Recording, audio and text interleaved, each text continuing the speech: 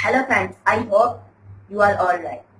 Today I tell you how to find difference between alexandrine parrot, male or female. It is very easy and simple way to find. You take a steel nail and a little thread.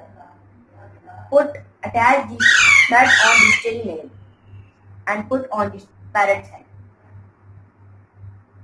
If it is a male, it will turn straight, and if it is a female, it will turn round.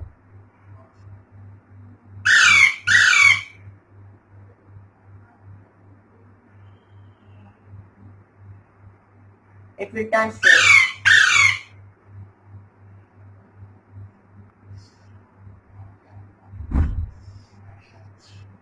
It is a male.